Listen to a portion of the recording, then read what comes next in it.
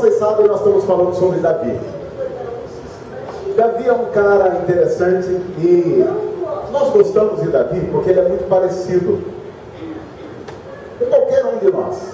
Davi é um cara que acerta na mosca e erra feio depois.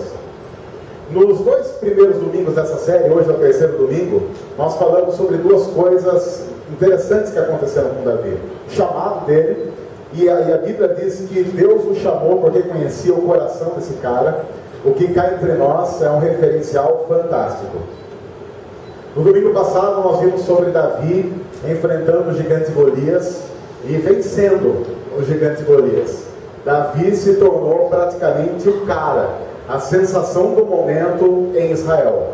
Hoje a gente vai dar uma guinada na história de Davi e tratar provavelmente daquele que é o momento mais triste, mais conturbado e terrível da história desse homem, que continua sendo um homem de Deus, que continua sendo um homem segundo o coração de Deus, porque quem definiu isso foi o próprio Deus, não fomos nós. Mas nós vamos ver hoje uma história que acontece na vida desse homem, está relatado na Bíblia, e nós precisamos tratar com muito cuidado. Nós vamos falar sobre um tema que a gente já tratou aqui várias vezes, a gente já falou aqui várias vezes, mas hoje eu gostaria de dar um tratamento um pouco diferente para ele. Então, antes da gente começar, eu gostaria de deixar algumas coisas um pouco mais claras. Primeiro, se você não gosta de alguma coisa sendo dita claramente, de maneira testemunhal, pastoral, muito aberta, colocando todos os pingos nos is como eles devem ser colocados, você tem todo o direito de pegar o seu celular, seu tablet, pegar a nossa internet que está aí liberada para qualquer um usar, entrar no seu Facebook, Twitter, acompanhar os resultados dos jogos que estão acontecendo, fazer qualquer coisa para desligar a sua atenção, porque se você não gosta de uma mensagem direta, aberta e sincera, essa mensagem não é para você. Se você está ouvindo essa mensagem pela internet, está nos assistindo pelo YouTube, esse é um momento tranquilo para você colocar o pause, desligar, ir para um outro site, ver alguma outra coisa. Por quê? Nós não faremos nessa mensagem uma abordagem profundamente teológica sobre o tema pecado. Porque qualquer pessoa que está aqui em nossa comunidade sabe que nós já fizemos isso várias vezes há pouco tempo. O que eu gostaria de fazer nessa noite é muito mais dar um testemunho conjunto da nossa comunidade acerca daquilo que nós pensamos sobre nós mesmos, sobre pecado, sobre as desgraças que caem sobre nós como fruto da nossa própria postura ruim. Então, eu espero que você, ao ouvir essa mensagem, não ouça como alguém, como um pastor que está falando para você. Mas eu gostaria que você ouvisse isso como um pastor que, em nome de uma comunidade, fala daquilo que eu sinto que todos nós vivemos. E quando eu falo todos nós mesmo, partindo primeiramente de mim. Então, eu quero tomar o cuidado de tentar usar aqui as histórias que têm a ver com a minha vida e com a vida daqueles que eu pastoreio, que tem a ver com a vida da nossa comunidade. Muito daquilo que eu gostaria de dizer hoje, algumas coisas já foram ditas naquele texto que eu coloquei no blog essa semana, que eu intitulei dizendo a minha igreja é uma bagunça. Então eu quero dizer que essa mensagem que eu vou pregar hoje, eu me sentiria muito desconfortável de ter que pregar em qualquer lugar que não fosse a minha casa, como é essa casa. Então eu fico menos desconfortável de ter que pregar essa mensagem aqui, diante de cada um de vocês, e com toda a sinceridade que o Senhor quer de nós, poder compartilhar algumas coisas, confessar algumas coisas, e olhar para a vida de Davi, não com a distância de muitos anos que essa história aconteceu, mas não, a história de Davi que se repete a cada dia na nossa própria história. Porque uma coisa é a gente olhar para o pecado de Davi e dizer, Davi pecou. Ele é um sem vergonha, ele é um safado, ele é um pilantra. Outra coisa, nós olhamos para a história de Davi, analisando o que é que isso tem a ver com a nossa vida, e quão profunda ela é verdadeira, e quanto essa história não é uma história história que aconteceu no passado. É uma história que acontece todos os dias e que pode acontecer na vida de qualquer um de nós, se nós não tivermos o cuidado necessário hoje e amanhã. A Bíblia mesmo diz, numa demonstração muito séria para cada um de nós: aquele que está em pé, tome cuidado para não cair, porque simplesmente só cai aquele que está em pé. E é uma coisa que acontece na igreja evangélica brasileira hoje, que é um perigo extremo para aqueles que estão caminhando, que é a presunção. Nós caminhamos muitas vezes como igreja, imaginando que todos os nossos problemas estão resolvidos, que nós não temos mais nada a tratar, agora nós caminhamos em direção ao céu, apenas esperando a nova Jerusalém chegar e nós fazemos a festa final. Não imaginando o perigo que nós corremos a cada dia de cair, de errar, de falhar, de pecar, de envergonhar inclusive o próprio nome de Cristo, que nós carregamos como embaixadores dele. Quando nós olhamos para a Bíblia, nós vemos que a Bíblia possui muitos heróis absolutamente reais.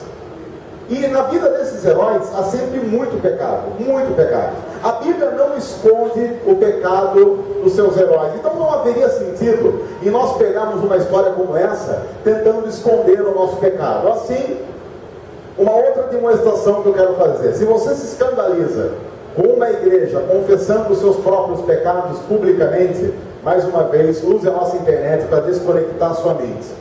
Se você se escandaliza com pastores confessando pecados de pastores em uma mensagem num domingo à noite, desligue o seu computador, vá para um outro site, porque essa mensagem não vai fazer bem para você, ok? O texto que nós vamos ler diz o seguinte: na primavera, época em que os reis saíam para a guerra, Davi enviou para a batalha Joabe com seus oficiais e todo o exército de Israel. E eles derrotaram os amonitas e cercaram Rabá. Mas Davi permaneceu em Jerusalém. A história que nós vamos ler começa com um grande problema. Um cara que deveria assumir responsabilidades, mas que não estava no lugar em que deveria estar, por algum motivo que simplesmente nós não sabemos o porquê. Davi é o rei daquela história toda. Davi é o cara que devia estar liderando todo aquele povo, mas a Bíblia diz que na primavera, que era justamente a época que quem saía para a guerra? Os reis saíam para a guerra. Davi é o quê? Davi é o rei. Ele fica no palácio e ele envia alguém como representante dele para a batalha. Deu certo porque eles derrotaram o exército inimigo. Mas o texto começa dizendo que Davi é um cara que, por algum motivo, nesse momento da história, não assumiu a responsabilidade que ele deveria assumir. Muito diferente do Davi que enfrentou Golias. Lembra da história de Davi e Golias? Golias estava lá afrontando o exército de Israel. Davi diz: quem esse cara pensa que é para ficar afrontando? Eu vou lutar com ele. Algum tempo depois, o próprio Davi está diante de uma batalha, ele é o rei e ele manda representantes. Pode ser que o próprio fato de ser rei mexeu um pouco com Davi, o poder deu uma corrompida nele de uma tal forma que, agora eu sou rei, agora eu não preciso mais me envolver com algumas coisas que eu tinha que me envolver quando eu não era ninguém. Agora eu tenho um nome, agora eu sou alguém famoso, então agora eu posso delegar funções. Eu acho que esse é um problema que acontece com nós cristãos depois de algum tempo de caminhada, que é o que eu chamo de orgulho do tempo da caminhada evangélica, que é mais ou menos assim: quando nós conhecemos a Cristo e nós nos apaixonamos por essa história de salvação, a gente topa qualquer parada. A gente topa absolutamente tudo e fazer absolutamente tudo por Cristo. Conforme a gente vai caminhando, a gente vai ficando mais experiente, a gente começa a ver que algumas coisas são coisas de segunda categoria. Deixa para outros fazerem. Agora vocês imaginam isso no coração de pastores. Porque eu conheço muitos pastores, e se a gente não toma cuidado, pastores começam a se sentir seres de extrema importância e de outra categoria dentro da linhagem evangélica. Porque eu não sou um membro normal de igreja. Assim é muito normal se a gente não toma cuidado, a gente pensa assim: eu estou pregando aqui para que vocês façam um trabalho sujo. Eu estou pregando aqui agora, gente, vou fazer aquilo que eu não quero fazer. E é um problema quando principalmente a igreja ouve do seu pastor, domingo após domingo, façam. E aí você olha para ele e você vê, esse cara não faz o que ele está falando para fazer. E como é que você vai seguir alguém que simplesmente não faz alguma coisa que ele está pedindo para que você faça no cristianismo? Porque também eu poderia chegar e falar assim: gente, mas isso aqui é o que a palavra de Deus está dizendo. Mas eu sou pastor, e a Bíblia diz que como pastor eu tenho incumbência de viver essa palavra. Eu não apenas sou chamado para pregar essa palavra, eu sou chamado para viver essa palavra. Assim como qualquer um de nós. Nós não somos cristãos para estudar a palavra e decorar a palavra, mas para que essa palavra se torne vida na nossa vida. Quando nós fugimos dessa responsabilidade, nós estamos vendo algumas pessoas indo para a batalha e nós estamos tranquilos, porque sabe o que está reservado para a gente? O céu. Se o céu está reservado para a gente e no final tudo vai dar certo, por que sujar as mãos até lá? Por que fazer o que ninguém... Por que amar os inimigos? Por que perdoar pessoas? Por que orar? Por que pregar? Eu não preciso fazer nada disso. Deus já tem o céu reservado para mim. Uma queda começa quando nós abrimos mão da nossa responsabilidade. E eu quero dizer para vocês que nada nos ensina mais a usar Deus para fugir da nossa responsabilidade do que a religiosidade. Funciona principalmente assim: você não precisa fazer mais nada, você já está aqui hoje. Você já está aqui. Por que você tem que fazer alguma coisa? Você já foi para a igreja no domingo à noite. Qualquer desculpa a partir daí pode ser usada. Olha, eu vou para a igreja todo domingo. Eu canto as músicas da minha igreja. Eu faço as orações da minha igreja. Eu inclusive, quando não vou no domingo, eu ouço a mensagem lá no site. Eu passo a mensagem para outras pessoas. Isso é simplesmente a desculpa de um Davi que está dizendo: eu fico no palácio enquanto os outros se ferram em nome de Cristo. Isso não é cristão. Isso não é cristão. E uma queda começa quando nós achamos que ficar sentado tranquilamente nos traz a garantia de que as coisas vão funcionar bem, porque Deus vai dar conta do recado. Davi é um cara que devia estar na batalha. Davi é um cara que devia estar se sujando na batalha, porém ele fica no palácio. Ele está no bem bom. Enquanto as pessoas morrem, ele está aproveitando as benesses de ser rei nessa história toda. O cristianismo de domingo à noite é altamente conveniente. E sabe o que é mais conveniente ainda? Quando você pode, no cristianismo de domingo à noite, pregar. Porque imagina, se nós nos sentimos privilegiados e com a barra limpa diante de Deus, porque sentamos nos bancos ou na arquibancada de uma igreja, imagina alguém que prega. Eu fico com a consciência de alma lavada. Porque eu chego em casa hoje, eu pego esse rascunho da mensagem, eu jogo lá na mesa do meu escritório e penso: serviço feito. Agora, sabe qual é o trabalho? O trabalho não é mais ser cristão agora durante a semana. O trabalho é preparar a mensagem para o próximo domingo. E aí, de mensagem em mensagem preparada, eu vou lavando a alma e pensando: o meu trabalho como cristão está feito. É altamente perigoso quando eu, como pastor, chego em casa e penso: o meu trabalho como cristão está feito porque eu preguei a mensagem que eu deveria pregar. Ou então nós, como diretoria aqui do ajuntamento, reunimos uma vez por mês e pensamos assim: o que nós tínhamos que preparar para o caminhar na nossa comunidade, nós preparamos. Ou então, bom, o meu relatório financeiro foi apresentado, beleza, o meu trabalho como cristão está feito. Quando alguém pergunta para a gente qual é o seu trabalho como cristão, se eu responder que o meu trabalho como cristão é pregar uma mensagem no domingo à noite, eu simplesmente sou Davi no palácio, olhando as pessoas que estão na batalha e pensando: será que esse pessoal está bem na batalha? Mas isso acontece. E eu olhava para esse texto, eu comecei a lembrar de muitos momentos da minha vida em que eu usei o fato de ser pastor como desculpa para não ser cristão. Eu sou pastor. Mas, quando a gente olha para a Bíblia, com toda sinceridade, onde é que na Bíblia está escrito que pastor, pelo simples fato de ser pastor, é cristão? Porque o próprio Jesus disse que na história da igreja haveria lobos infiltrados em pele de cordeiros. E é muito fácil olhar para esse texto e pensar, tenho certeza que tem muita gente sem vergonha assim. Mas o que a Bíblia pede é que eu olhe para o espelho, eu olhe para a minha alma, para que eu tome cuidado, para que eu não seja um desses, para que nós não sejamos assim.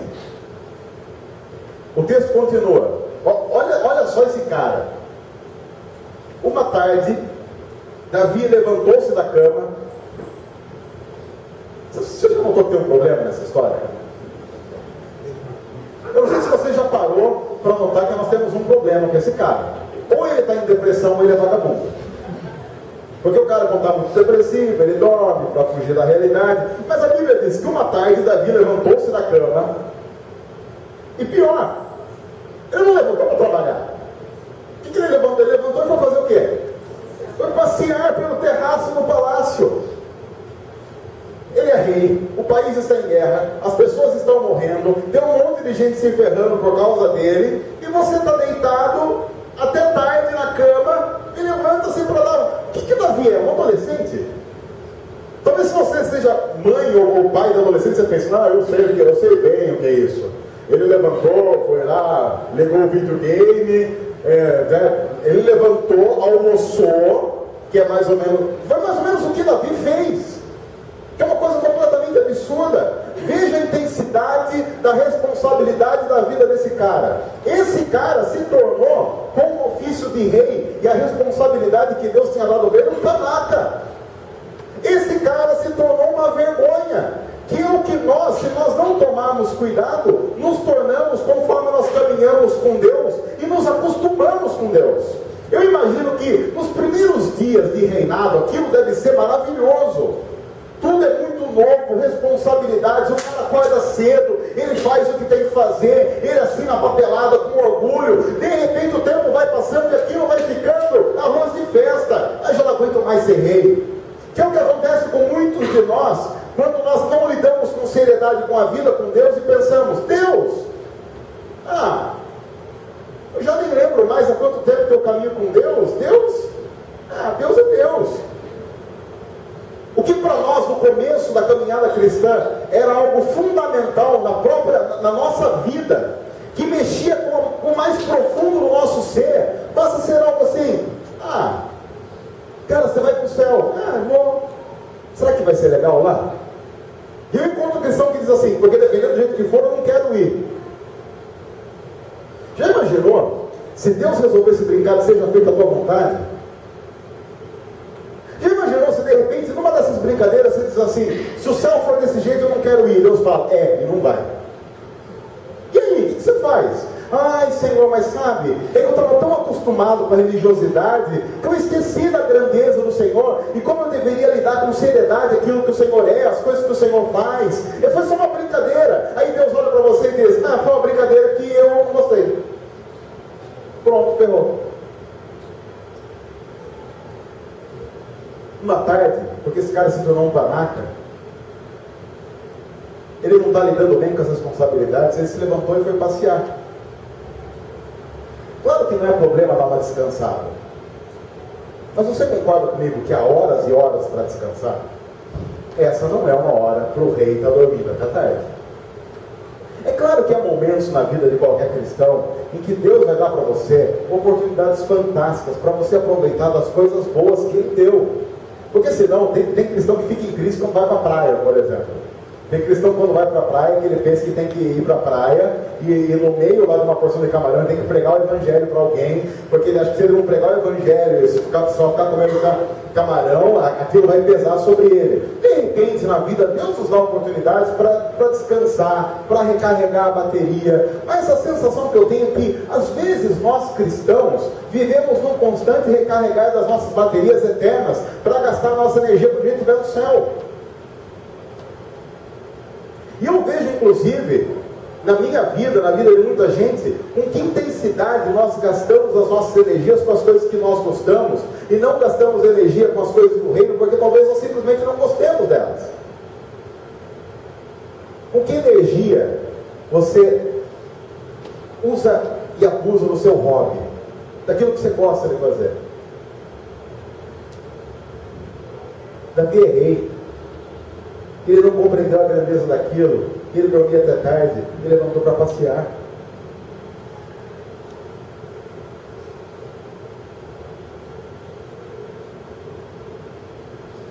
Como eu não quero pegar ninguém como exemplo, deixa eu pegar alguém que está aqui como exemplo.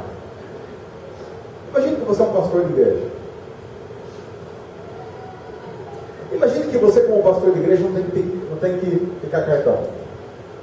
Não tem livro ponto, não tem absolutamente nada. Quem cuida do seu horário? Imagine que você é pastor de igreja. Quem cuida do seu horário? Você. E se você, como pastor de igreja, pensar assim: se o meu único trabalho na semana é preparar uma mensagem, eu consigo preparar uma mensagem em 2 horas, eu consigo ser pastor de uma igreja, trabalhar 2 horas por semana, ganhar como funcionário de tempo integral, lesar a minha comunidade e no fim de tudo, no domingo à noite, sair com a sensação de que o único que trabalhou para aquela comunidade fui eu.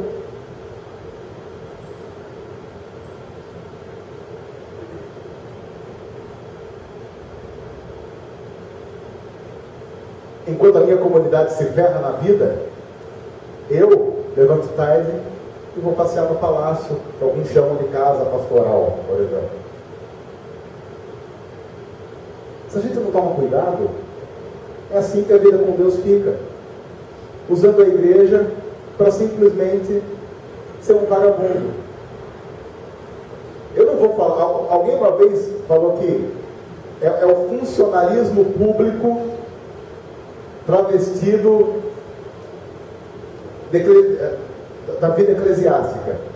Mas o funcionário público tem hora. O funcionário público tem hora para entrar no trabalho. Notou como é perigoso quando a vida religiosa se torna um amuleto para não fazer o que Deus quer que seja feito? Davi está usando o reinado dele para isso. Aí então, só podia dar errado. Davi, do terraço, viu uma mulher muito bonita tomando banho. Quando você se torna um vagabundo desocupado, tenha certeza de uma coisa: Deus sabe, o diabo também sabe, ele vai aproveitar aquilo. Dizem que cabeça vazia é oficina do diabo. É verdade, né? Vagabundo tem coração do diabo, pé do diabo, tem tudo do diabo e aquilo que você pensou também tem também. E mandou alguém procurar saber quem era ela. Davi é um cara que se tornou tão preguiçoso que nem para cantar uma mulher para adulterar ele presta. Ele é um cara que ele se tornou tão acomodado na vidinha medíocre dele que ele vê uma mulher linda tomando banho, ele pensa: eu vou lá. Ele fala: não, eu vou lá, vou mandar alguém. É aquele cara da 6ª série que era seu amigo que tinha medo de conversar com as meninas, e o cara falava: vai lá conversar com ela, vê se ela não, o que ela acha de mim. Aí você chegava lá na menina lá, falava: viu, o que você acha de fulano? Acho ridículo. Ela falou que achou você legal, mas que não vira. Que era mais ou menos o que a gente falava. Disseram-lhe: é Batseba, filha de Eliã e mulher de Urias, o Hitita. Nós temos algumas fotos, vamos pedir para o pessoal apagar a luz, para que a gente veja onde mais ou menos isso aconteceu, para você ter noção. Bom, Davi está em cima dessas pedras aí. Essa encosta é a base de onde ficava o castelo do cara. Davi ficou lá em cima. Está vendo aquela cabaninha lá? Ó? É ali onde Davi estava. Essa foto está sendo tirada mais ou menos de onde começavam as casas das pessoas normais, como Batseba, por exemplo.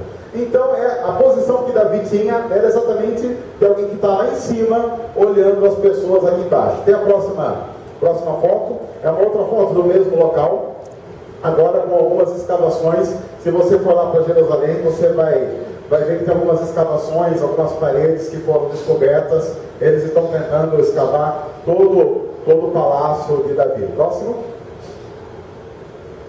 Aquele quadradinho ali, lembra essa encosta, essas pedras? Dá para ver elas ali? São essas encostas. Essa encosta é que a gente estava vendo. Essa é uma arte que alguém fez de como era Jerusalém na época de Davi. Isso tudo que você está vendo é Jerusalém na época de Davi. Essa cidade é enorme, é gente que não acaba mais. Dá para imaginar que qualquer adultério aqui todo mundo ficava sabendo, né? Porque se na cidade de Piracicaba, se você adulterar, todo mundo fica sabendo que Piracicaba é maior que isso.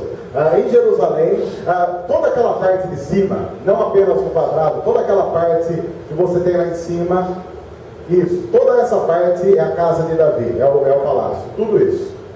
Então Davi tem esses muros, onde ele provavelmente caminhava em cima e via as pessoas. Não dá para saber onde é a casa de Batseba, mas não ficava muito longe do palácio de Davi para que ele possa ali ver a mulher, ok? Então é mais ou menos isso. Próximo.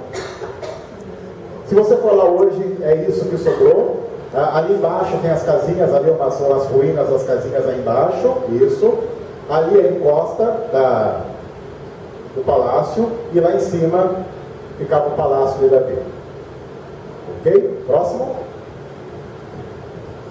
Para você ter uma ideia de como é Jerusalém hoje, e ali naquele cantinho aqui está aquele lugar que nós estávamos falando. O palácio de Davi, ali, e toda essa região aqui embaixo, que era Jerusalém na época do rei Davi. Acho que é só isso, né? Tem foto de Batseba? Não tem. Então eu não consegui uma foto dela. A foto que a gente conseguiu, tinha que colocar muita tarja preta e não ficava legal. É a foto do banho. Pode acender as luzes, por favor? Ok. Então vamos lá. Continuando o texto, depois que Davi viu a mulher tomando banho. Davi mandou que a trouxessem e se deitou com ela, que havia acabado de se purificar da impureza da sua menstruação. Depois voltou para casa. Esse negócio de ficar sem compromisso não é novo, viu, gente? Foi Davi que iniciou esse negócio de ficar, vem em transe e vai embora, começou com Davi. Porque, olha o que o texto diz isso. Ele veio, se deitou com ela, depois ela voltou para casa. Né? Alguém às vezes está olhando e fala assim, eu sei bem o que é isso, viu? Olha, já fui Davi por um dia. E aí, como a desgraça acontece quando você menos espera, a mulher engravidou e mandou um recado a Davi, dizendo que estava grávida. Esse é aquele tipo de notícia que chega e pega você desprevenido e te engruna o estômago. Imagina só, o mesmo cara, talvez, que Davi mandou lá para verificar se mandou chamar a mulher, ela chama o cara e fala assim, olha, você dá um aviso para o rei? Não, dou. Avisa que eu estou grávida, ele pensou isso mesmo. Aí ele chega para Davi, você lembra lá da... Quem? Bonitinha lá da Zona Sul. Quem bonitinha da Zona Sul? A mulher do banho, a peladora do banho lá. Que peladora? Não é banheiro, nada, filho. Gostosona lá sei lá que vila que podia ser. Jerusalém Setor 2. A Sebinha. Sebinha, rapaz, saudade, Sebinha. Cheiro de lírio do campo. Hálito de anis. E o texto diz que ela tinha acabado de se purificar da menstruação. Banho não era uma coisa muito corriqueira naquela época. Ela estava limpinha, estava uma coisa, um chuchu. Uma beleza, um pitel, como diria Dorival.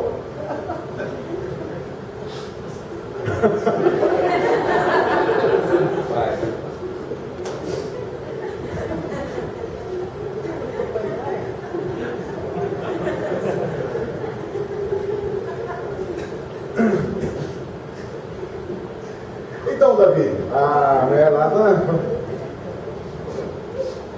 o que aconteceu? Engordou muito mesmo? Engorda essas mulheradas, engorda aquela coisa, começa a se entupir de pamonha, caldo de cana, quando vê, tá gorda, gorda, aquela coisa. Não, Davi, não sei se eu acho que ela prenhou mesmo. Não me diga, sem vergonha.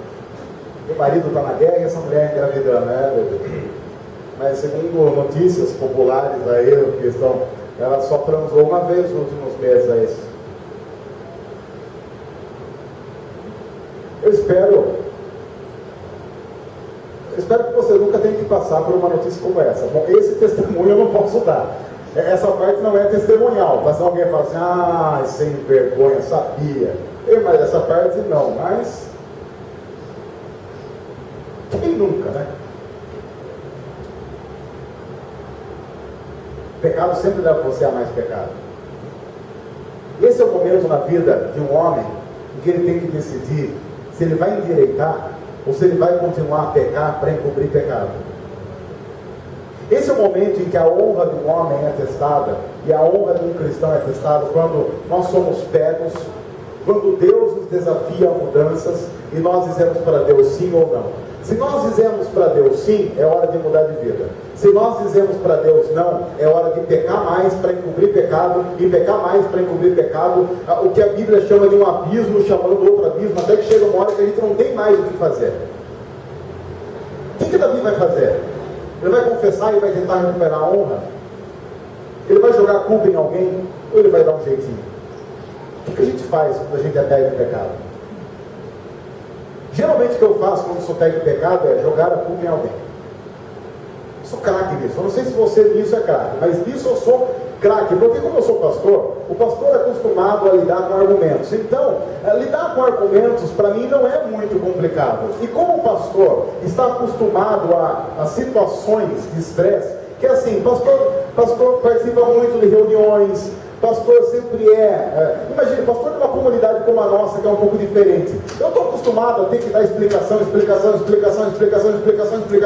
e às vezes perguntas que vêm do nada, e você tem que estar sempre preparado para responder. Como eu estou acostumado a sempre ter que responder e usar argumento, quando eu tenho que responder acerca de alguma coisa que eu fiz e que eu não deveria ter feito, eu consigo sair com muita tranquilidade disso. Consigo mentir com uma tranquilidade sobre algumas coisas e jogar a culpa em pessoas. Não que eu tenha feito isso algumas vezes, porque eu nunca faço isso, mas olha, tem gente que faz. É muito fácil usar as desculpas mais absurdas para sair de situações constrangedoras em que simplesmente nós deveríamos ter dito: errei, perdão, errei, falhei, eu preciso mudar, eu preciso de ajuda para mudar. Olha o que Davi fez. Em face disso, Davi mandou esta mensagem a Joabe: envie-me Urias, o hitita. E Joabe enviou. Lembra quem é Urias? É o marido da mulher que ele engravidou, que está na guerra. Quando Urias chegou, Davi perguntou-lhe como estava Joabe e os soldados e como estava indo a guerra. É aquele papo furado, era popular papo furado. Ele disse: vá descansar um pouco em sua casa. Davi é homem e ele sabe que um homem que está na guerra, se você o manda descansar na casa dele, a primeira coisa que ele vai fazer é transar com a mulher dele, antes do banho. A mulher fala: ai que nojinho. Mas se a mulher também estivesse na secura, ela ia achar que o suor do marido era afrodisíaco, aquela coisa toda, que quem aqui sabe como é que é, não precisa ficar enganando ninguém, que o marido ficou em viagem, ficou 15 dias a trabalho na selva amazônica, voltou cheirando tucunaré, aquelas coisas todas, com cheiro de tucunaré mesmo, e por aí vai. Aí, desculpa estar falando isso, mas há lugares em que isso acontece. Aí então Urias saiu do palácio e logo lhe foi mandado um presente da parte do rei. É triste a Bíblia não falar que presente foi esse. Uma garrafa de vinho, aquele vinho, uma safra, deve ter sido, no mínimo um conhaque foi. Como que é o conhaque, aquele famoso? Deodreia. Desce macio e reanima. Deve ser uma coisa, tem uma catuaba selvagem, era uma embalagem bonita de catuaba selvagem, com geleia de mocotó e uma coleção de ovos e codorna. Era uma coisa maravilhosa, era um kit engravida. Era uma coisa maravilhosa, para não ter erro mesmo, para dar uma potência naquele homem. Se ele chega cansado, ele já dá um up, ali você sabe o que acontece. Mas Urias dormiu na entrada do palácio, onde onde dormiam os guardas do seu senhor e não foi para casa. Quando informaram a Davi que Urias não tinha ido para casa, ele lhe perguntou: depois da viagem que você fez, por que não foi para casa? O que Davi está pensando é: todo mundo iria para casa. Aí Urias vai provar que nem todo mundo é igual. Urias respondeu: a arca e os homens de Israel e de Judá repousam em tendas. O meu senhor Joabe e os seus soldados estão acampados ao ar livre. Como poderia eu ir para casa, comer, beber e deitar-me com minha mulher? Juro por teu nome e por tua vida que eu não farei uma coisa dessas. Ai. Sabe o que mais dói no meu coração? É quando eu uso todas as desculpas para não assumir o erro. E daí logo depois Deus me faz lembrar da cruz, onde Ele assumiu os meus erros. Isso me arrebenta a alma.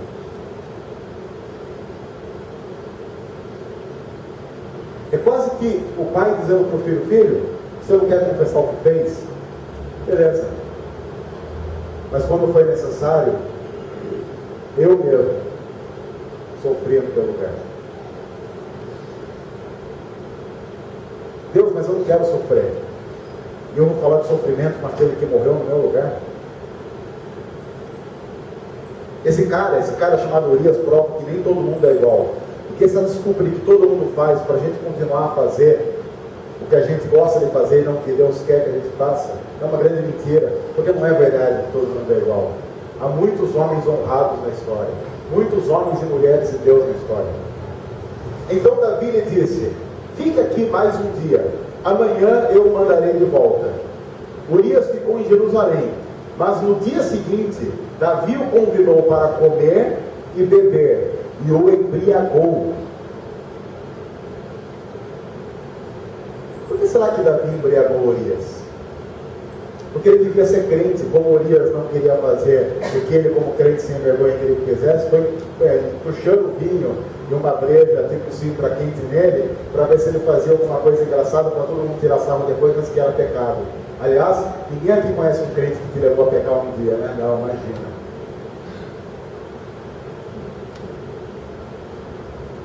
Ou você não ouviu falar que os maiores sem vergonhas da história são aqueles que um dia já pisaram e foram líderes numa igreja? A gente quando olha para esses caras pensa assim: são sem vergonha. A gente só está um passo deles. Só está um passo. A gente já entrou na igreja. Agora só falta sair. Só. À tarde, porém, Urias saiu para dormir em sua esteira, onde os guardas do seu senhor dormiam, e não foi para casa. Diante de um texto como esse, usar qualquer desculpa de que a carne é fraca é de uma sem-vergonhice e de uma canalice absurda. Porque se a carne é fraca, Urias tem todos os motivos para usar esse argumento para ir dormir com a sua esposa. Não para ir dormir com qualquer uma que se ofereceu para ele. Não para dormir com qualquer uma que depois de uma batidinha de vodka ficou um pouco mais alegrinha e a partir disso não conseguiu controlar as próprias pernas. Não! Esse cara é honrado porque ele não quer usufruir de um direito, apenas porque ele não acha ético e moral que ele possa usufruir de um direito enquanto os seus irmãos não podem.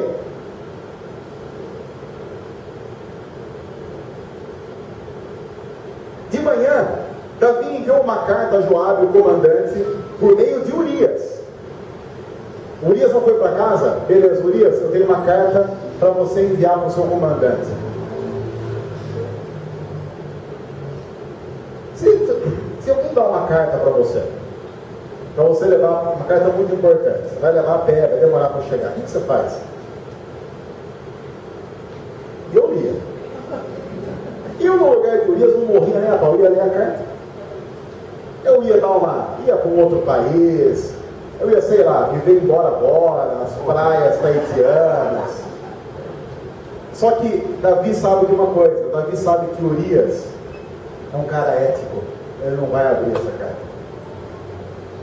Ele usa o que há de melhor em Urias para ferrar com Urias.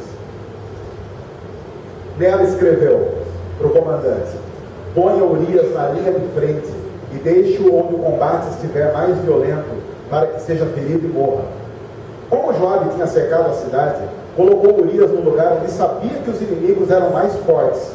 Quando os homens da cidade saíram e lutaram contra Joabe, alguns dos oficiais da guarda de Davi morreram, e morreu também Urias o Hitita. Joabe enviou a Davi um relatório completo da batalha, dando a seguinte instrução ao mensageiro: ao acabar de apresentar ao rei este relatório, pode ser que o rei fique muito indignado e lhe pergunte: por que vocês se aproximaram tanto da cidade para combater? Não sabiam que eles atirariam flechas da muralha? Em Tebes, quem matou Abimeleque, filho de Jerubuzete? Não foi uma mulher que da muralha tirou-lhe uma pedra de moinho e ele morreu? Por que vocês se aproximaram tanto da muralha? Se ele te perguntar isso, diga-lhe: e morreu também o teu servo Urias o Hitita. O que o Jobe está dizendo? Se Davi fica nervoso porque morreu muita gente, acalme o coração dele dizendo que Urias morreu. Quando a gente chega no estágio de pecado muito avançado, a única coisa que acalma o nosso coração é mais pecado. Chega um momento que o pecado vira um vício, que se você não peca, você não fica calmo. Aliás, o que você faz para aliviar as tensões? Se o que você faz para aliviar as tensões do dia a dia não estiver relacionado a Deus e ao seu reino, provavelmente você vai precisar de pecados e mais pecados para aliviar as tensões do dia a dia. Quando você está nervoso, o que você precisa fazer para acalmar o coração? Eu arrisco dizer que 99% da igreja evangélica no mundo todo, quando está num nível de estresse altíssimo, não consegue aliviar orando, por exemplo. Nós somos pessoas que a oração não mais alivia as nossas tensões. Nós precisamos de gatilhos pecaminosos para extravasar tensões que estão dentro de nós. Qual é o alívio da sua tensão? Se o alívio da nossa tensão não estiver cravado na cruz, nós temos alguns problemas.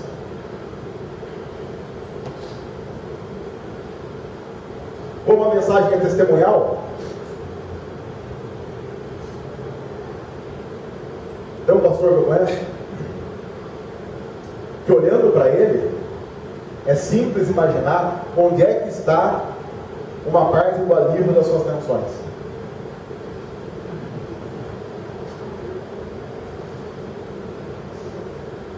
Eu, como pastor, conseguiria facilmente, eu consigo facilmente criticar quem precisa aliviar as tensões, por exemplo, fumando um cigarro. Porque para quem fuma, não é verdade que o cigarro, quem aqui já fumou? Não vou perguntar quem fuma, porque senão a pessoa vai ficar constrangida. O cigarro alivia, não alivia? Eu estou falando de nicotina. É o Rodrigo nunca fumou, a gente. O cigarro alivia, não alivia? Tanto é que depois, quando você larga o cigarro, você quer matar alguém. Eu como pastor evangélico brasileiro, consigo criticar quem fuma. Você já notou que a maioria dos pastores, não dando testemunho aqui de ninguém, mas a maioria dos pastores estão acima do peso?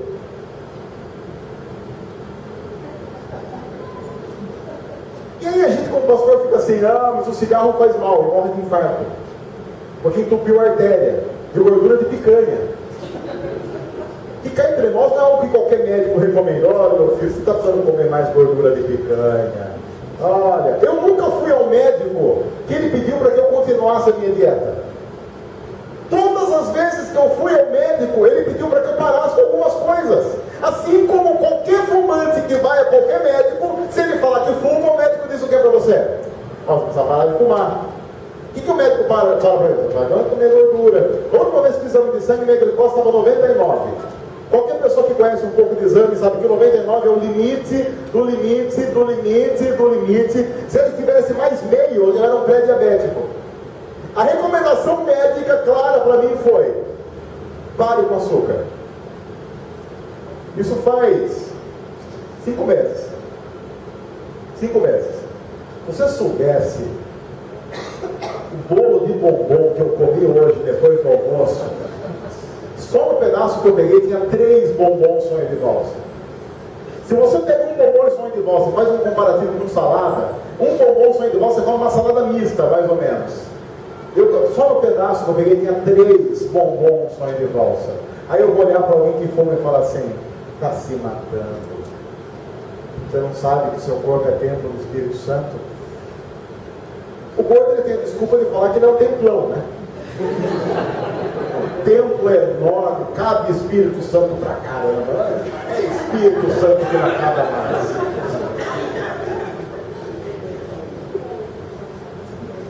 Eu acho que isso soa como hipocrisia.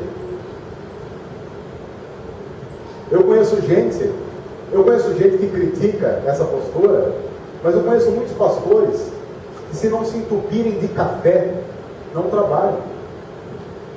Cafeína.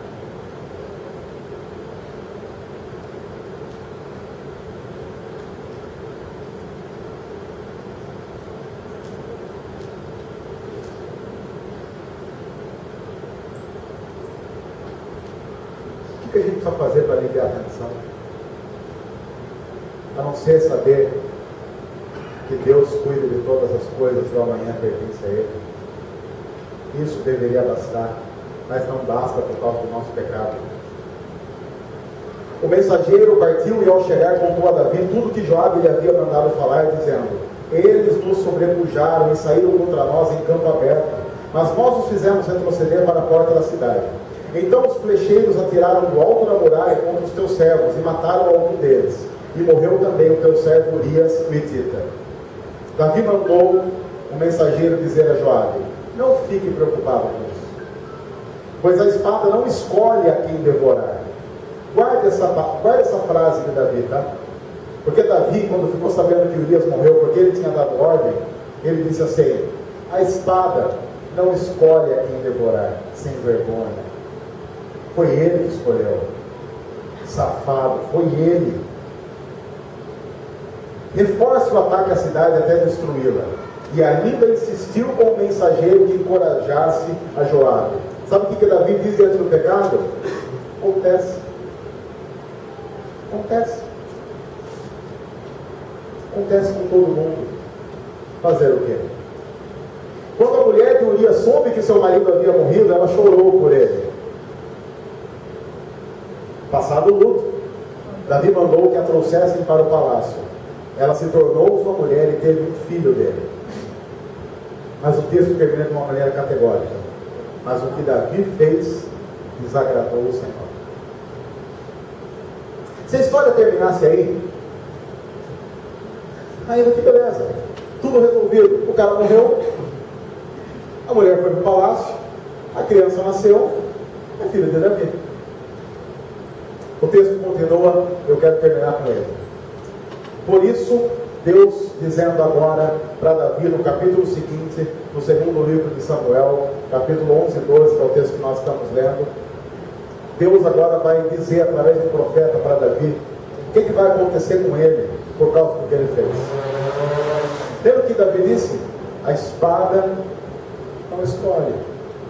Olha o que Deus diz para Davi. Por isso, a partir de agora, Davi, a espada nunca se afastará da sua família.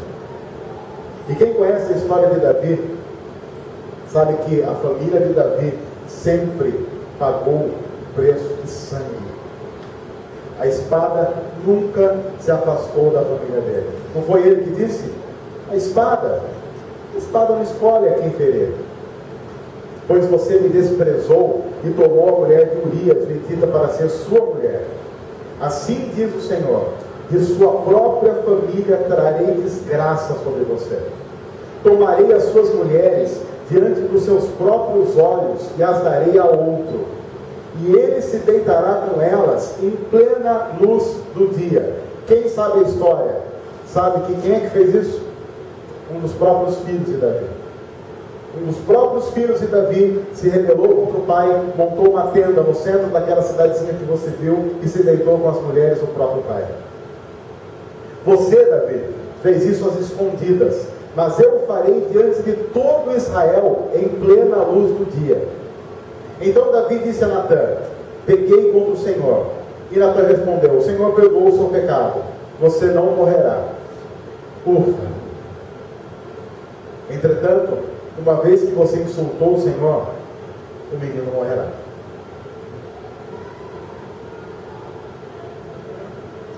Quem ouviu a série Quando Deus Diz Não? Se você não ouviu, está lá no nosso site. Quando a gente fala de Davi, é a continuação dessa história, quando Davi vai para o quarto orar pela vida do menino, até que ele morre. Mas quando a gente vê essa história, a primeira coisa que a gente pensa, isso é injusto. Por que que o menino tem que pagar? Isso é injusto. O menino não tem culpa. E é mesmo. E é mesmo. No entanto, qualquer pessoa que conhece a Bíblia sabe que desde o começo havia um trato de Deus com o ser humano. Pecado gera morte. Deus tinha feito um trato muito claro com o ser humano, dizendo: lembre-se de uma coisa, toda vez que você pecar, isso vai gerar morte. A Bíblia diz claramente, o salário, o pagamento do pecado sempre é a morte. Sempre. Então Deus fez um trato com o ser humano, combinado? Se você pecar, lembre-se de uma coisa, o pagamento do pecado é sempre a morte. Se você não pecar, não tem morte. O que a Bíblia está relatando aqui é claramente aquilo que havia sido tratado desde o começo da Bíblia. Sempre que alguém peca, alguém tem que pagar com a própria vida. É um princípio bíblico. O pecado só é pago com o derramamento de sangue. Agora, é claro que quando a gente olha para esse texto, a gente pensa assim: mas esse menino não tem culpa. Mas será que, como cristãos, essa história de Davi não nos remete a uma outra história muito maior que essa, de um herói verdadeiro? Porque Deus olhou para a história de Davi, olhou para a história de Moisés, olhou para a minha história, olhou para a sua história e fez a constatação de que eles são sem vergonha. É gente pecadora e que consegue se enlamear no próprio pecado e nem liga para isso. Eles não têm consciência do significado profundo do pecado que eles têm. Porém, quando a gente vai para a Bíblia, esse não é o fim da história. O fim da história é que Deus disse que nos amava de uma maneira profunda e que não quis nos deixar nessa situação. Todo esse testemunho que a gente está dando aqui é uma parte da história. Porque o que mais nos constrange é que a história não termina aí. A história da Bíblia não termina dizendo que o menino morrerá. A história da Bíblia diz que Deus olhou para a situação de pecado de Davi, meu pecado, seu pecado, e disse: eles não vão dar um jeito nisso. Eles não dão conta disso. Eles não conseguem se livrar disso. Eles não são capazes de oferecer alguma coisa que pague o preço da morte do pecado. Eles não vão conseguir resolver esse problema da separação eterna entre Deus e o ser humano. Eles não vão conseguir lidar com esse negócio de céu e inferno. Eles não têm como resolver isso. É por isso que o próprio Deus manda o filho dele. E aí, quando eu olho e vejo esse negócio de um menino inocente morrer, é injusto. Mas eu nunca vou poder dizer para Deus que ele é injusto, porque a Bíblia diz que ele mandou o próprio filho dele. O próprio filho dele, que vive a vida perfeita, não peca, e que, como consequência da vontade de Deus, é colocado numa cruz, e nele é lançado todo o nosso pecado. Sabe toda essa história de pecado que a gente está falando aqui? Para Deus, por mais estranho que isso possa parecer, é passado. Porque para Deus, sempre que nós falamos do nosso pecado, nós estamos falando de algo que foi pago na cruz. Isso é completamente absurdo aos nossos próprios olhos, mas foi o que Deus resolveu fazer. Eu, sinceramente, olhando em termos de justiça própria, acho completamente injusto. Porque no meu senso de justiça, o meu pecado, eu tenho que fazer alguma coisa para pagar. Quando eu peco, eu vou diante de Deus e confesso, e começo a pensar: o que eu posso fazer agora? O que eu posso fazer agora? Então agora eu acho que eu preciso orar mais, eu preciso, acho que, ler mais a Bíblia, tentando pagar o preço. Mas isso é o contrário da história da graça, que diz que o preço já foi pago. O meu pecado, passado, presente e futuro, foi imputado, foi colocado em Jesus. Ele morreu para pagar o preço de toda essa besteira e da besteira de Davi. Ele diz para Davi: você está perdoado, mas alguém tem que morrer. Esse é um prenúncio do Evangelho que diz para mim e para você: você está perdoado, mas alguém teve que morrer. Quando nós olhamos para a história do Evangelho, eu descubro que eu fui perdoado, mas Jesus teve que morrer para pagar esse preço. A ressurreição de Jesus é a mais clara demonstração de que Deus aceita esse sacrifício e tira a morte da história. E a Bíblia diz que a partir de agora, em Jesus, todos nós temos vida eterna. O preço do pecado foi pago, não há mais dívida.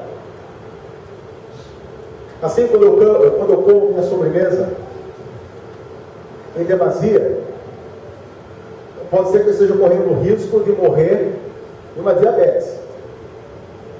Mas sabendo que o meu pecado da gula foi pago. Será que não seria melhor administrar melhor o que Deus me deu? Não para pagar, mas para agradecer. O meu incentivo para pecar menos amanhã não é tentar fazer alguma coisa para garantir uma troca, mas é dizer: Deus, olhando para a minha situação e para a minha porcaria, o Senhor não precisava fazer nada, mas o Senhor fez tudo em Jesus. Então, como fruto de agradecimento, eu quero fazer alguma coisa. Eu não quero fazer algo que o Senhor me dá alguma coisa em troca, porque o Senhor já deu a vida eterna. Para quem já deu a vida eterna, eu não preciso de absolutamente mais nada. Mas eu quero, em gratidão, reconhecer alguma coisa. É isso que eu quero. A história de Davi termina com Davi tendo que pagar um preço enorme. O filho dele morre. A nossa história termina sem morte. A nossa história termina com Deus dizendo: eu envio o meu filho.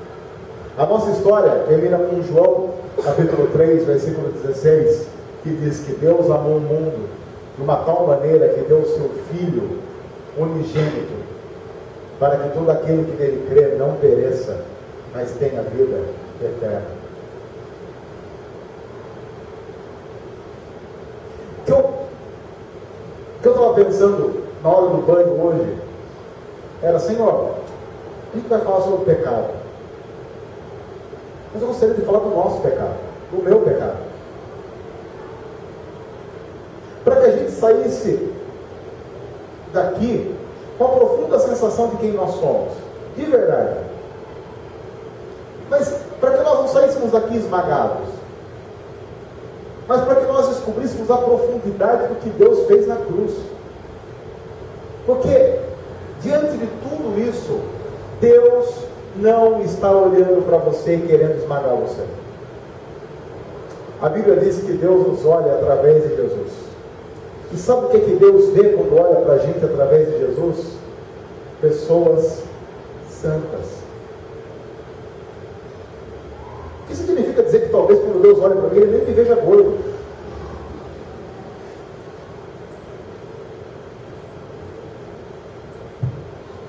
O que significa dizer que talvez quando Deus olha para mim, Ele veja aquilo que Ele criou em Cristo, e não o que o pecado fez em mim? Não uma pessoa que está envelhecendo, mas uma pessoa que a cada dia caminha mais em direção à vida eterna. Se isso não me fizer caminhar em gratidão diante dele, o que é que vai me fazer? Absolutamente nada.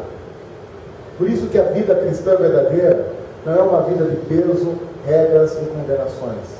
É uma vida de graça, de gratidão, em que eu não faço as coisas para ser aceito, em que eu faço as coisas porque eu já sou aceito.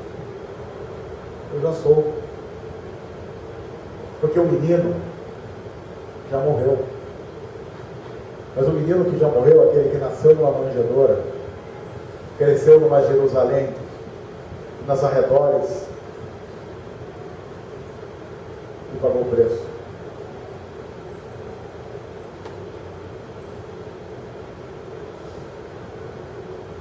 Essa é a história do Evangelho. Essa é a história da graça.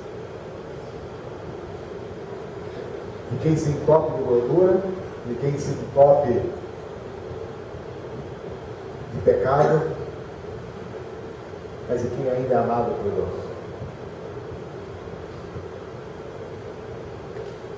Porque Deus está interessado naquilo que a gente faz, porque Ele sabe que isso é bom para a gente. porque isso agrada o coração dele, porque faz bem para a gente. E a Bíblia diz que Deus se alegra em ver a alegria dos seus filhos e de suas filhas. Diante do pecado de Davi, o convite que fica para mim é: celebre a vida com gratidão diante de Deus. Não deixe que o pecado deixe você estagnado. Lembre da graça. Mas não use a graça como um incentivo para continuar pecando, mas para viver mais em gratidão e consciência de um amor de Deus que nos constrange. Esse é o Evangelho. É para ele que eu sou pastor. É para ele que antes de ser pastor eu sou cristão. E se um dia essa comunidade for conhecida por mais regras do que por graça, redenção e salvação, será o dia em que essa comunidade terá colocado a lápide em cima de si mesmo e decretado a sua morte. Porque quando uma comunidade vive mais regras do que graça, ela assume para si que uma morte na cruz não foi suficiente para ela, e ela precisa morrer de novo. Nós já morremos em Cristo. E é por isso que a Bíblia diz que se Ele nos liberta, nós vamos ser livres de verdade. De verdade. Porque Ele nos abençoa para uma vida de gratidão. Porque Ele me ama. Ele me ama. Eu não consigo me amar quanto Ele me ama. Ninguém vai te amar como Ele te ama. É por isso que eu não preciso mais correr atrás de amores, porque Ele me ama. É por isso que eu não preciso aliviar minhas tensões para me sentir amado, porque Ele me ama. E a cruz sempre será o marco definitivo do amor de Deus. Ele me ama. Ele me ama. Meu maior incentivo para não pecar é que Ele me ama. E Ele nunca vai deixar de fazer isso. Porque está ligado a quem Deus é, não ao que Ele faz. Ele me ama.